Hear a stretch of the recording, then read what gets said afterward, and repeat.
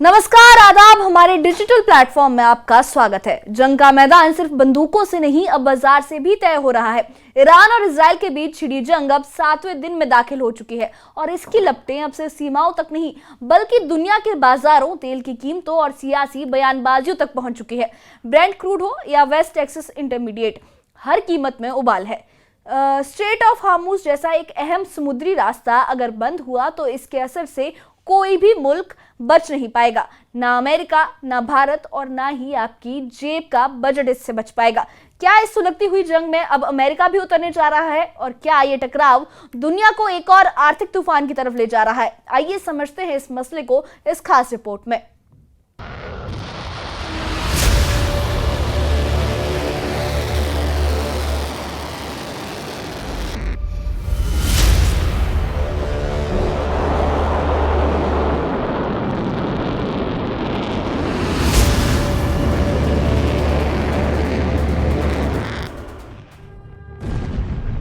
इस तनाव के बीच अंतर्राष्ट्रीय बाजार में तेल के दाम फिर उफान पर है। ब्रेंट क्रूड की कीमत $76.73 प्रति बैरल तक पहुंची, जबकि वेस्ट टेक्सास इंटरमीडिएट $75.24 पर ट्रेड कर रहा है। सिर्फ एक दिन में तेल की कीमतों में 4% तक का उछाल दर्ज हुआ है। शेयर बाजारों में भी अस्थिरता बनी हुई है। इजराइल के हमलों और ईरानी जवाबी कार्रवाई के बीच अब अमेरिकी राजनीति की गर्मी भी तेज हो रही है। राष्ट्रपति डोनाल्ड ट्रंप ने अपने सोशल मीडिया अकाउंट पर लिखा कि अमेरिका का सब्र अब जवाब दे रहा है।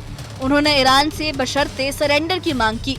हालांकि ईरान के सर्वोच्च नेता अयतुल्ला अली खामनेई ने इस मांग को सख्ती से ठुकरा दिया। ट्रंप ने ये भी कहा कि अभी खामनेई को मारने का इरादा नहीं है। इस बयान के बाद ये अटकलें और तेज हो गई हैं कि क्या अमेरिका जंग में सीधे उतरने वाला है। पूरी दुनिया में तेल का 1/3 समुद्री रास्तों से होकर पहुंचता है और उसका सबसे अहम चेक पॉइंट है स्ट्रेट ऑफ हार्मुज। यही वजह है कि इसकी सुरक्षा और खुले रहने पर पूरी एनर्जी मार्केट टिकी हुई है। विशेषज्ञों का कहना है कि अगर ये स्ट्रेट बंद होता है तो कच्चे तेल की कीमतें $120 प्रति बैरल तक जा सकती हैं। ये वैश्विक महंगाई में एक नई आग लगा सकता है। फिलहाल सप्लाई चेन पूरी तरह टूटी नहीं है, लेकिन इजराइल के हवाई हमलों से ईरान के साउथ पार्ट्स गैस फील्ड में आग लग चुकी है। ये वही इलाका है जहां ईरान और कतर मिलकर गैस का उत्पादन करते हैं। इसके अलावा शहरान ऑयल डिपो पर भी हमला हुआ है। विशेषज्ञों के मुताबिक ये सिर्फ एक दिन का संकट नहीं है, बल्कि यूक्रेन और रूस जैसी लंबी जंग की शक्ल ले सकता है। हार्मुज के पानी में हालात और भी ज्यादा मुश्किल होते जा रहे हैं। हाल ही में 2 तेल टैंकर आपस में टकरा गए। रिपोर्ट्स के मुताबिक वहां इलेक्ट्रॉनिक इंटरफेरेंस यानी रेडियो सिग्नल में दखल बढ़ रहा है। विशेषज्ञों का कहना है कि ईरान को भी तेल बेचना है और अमेरिका भी चाहता है कि तेल की कीमतें नीचे रहें। ऐसे में स्ट्रेट का बंद होना मुश्किल लगता है। दुनिया की नजरें अब सिर्फ जंग पर नहीं बल्कि अमेरिकी फेडरल रिजर्व के अगले फैसले पर भी टिकी हैं। विशेषज्ञों का मानना है कि अगर जंग का दायरा बढ़ता है तो फेडरल रिजर्व जुलाई में ब्याज दरों में 25 बेसिस पॉइंट की कटौती कर सकता है। अमेरिका में कच्चे तेल का भंडार 10 मिलियन बैरल तक गिर चुका है, जो आगे दाम को और बढ़ा सकता है। इंटरनेशनल एनर्जी एजेंसी की नई रिपोर्ट के मुताबिक तेल की मांग में मामूली गिरावट और सप्लाई में कुछ इजाफा दर्ज हुआ है। वहीं डाइचे बैंक और रिस्टार्ड एनर्जी जैसी बड़ी रिसर्च फर्म्स मानती हैं कि अगर अमेरिका हालात को काबू में रखता है तो कच्चे तेल के दाम $80 से ऊपर नहीं जाएंगे।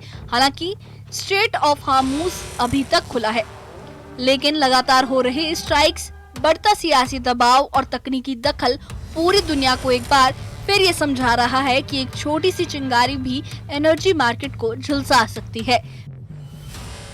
तेल के इस बाजार में अब सिर्फ डिमांड और सप्लाई का खेल नहीं रह गया, अब इसमें सियासत भी है, स्ट्रेटजी भी और साजिश भी।